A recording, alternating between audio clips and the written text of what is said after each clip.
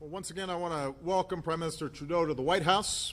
We just completed a very productive meeting, although I regret to inform you that we still have not reached agreement on hockey. But it is not interfering with the rest of our bilateral relationship. As I said earlier, this visit reflects something we Americans don't always say enough, and that is how much we value our great alliance and partnership with our friends up north. We're woven together so deeply as societies, as economies, that it's sometimes easy to forget how truly remarkable our relationship is. A shared border, more than 5,000 miles, that is the longest between any two nations in the world. Every day we do some $2 billion in trade and investment, and that's the largest bilateral economic relationship in the world. Every day more than 400,000 Americans and Canadians cross the border. Workers, business people, students, tourists, neighbors. And of course, every time we have a presidential election, our friends to the north have to brace for an exodus of Americans who swear they'll move to Canada if the guy from the other party wins. But typically it turns out fine.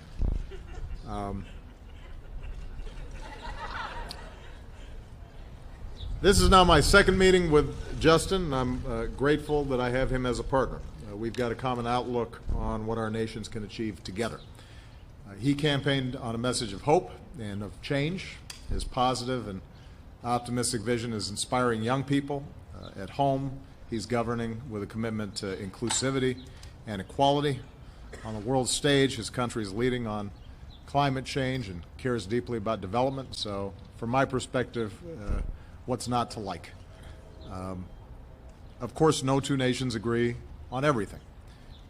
Our countries are no different. But in terms of our interests, our values, how we approach the world, few countries match up the way the United States and Canada do.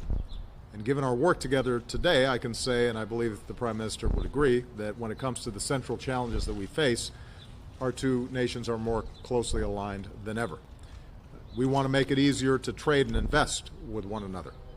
America is already the top destination for Canadian exports, and Canada is the top market for U.S. exports, which support about 1.7 million good-paying American jobs.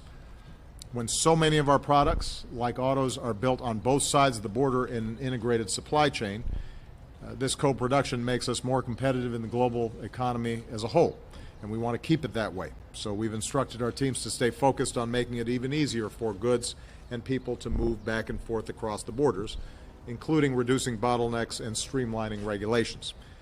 We discussed how to move forward with the Trans-Pacific Partnership, and today we also reaffirmed our determination to move ahead with an agreement to pre-clear travelers through immigration and customs, making it even easier for Canadians and Americans to travel and visit and do business together. As NATO allies, we're united against the threat of terrorism. Canada is an extraordinarily valued member of the global coalition fighting ISIL, tripling its personnel to help train and advise forces in Iraq, stepping up its intelligence efforts in the region, and providing critical humanitarian support. We're working closely together to prevent the flow of foreign fighters, and today we agreed to share more information, including with respect to our no-fly lists and full implementation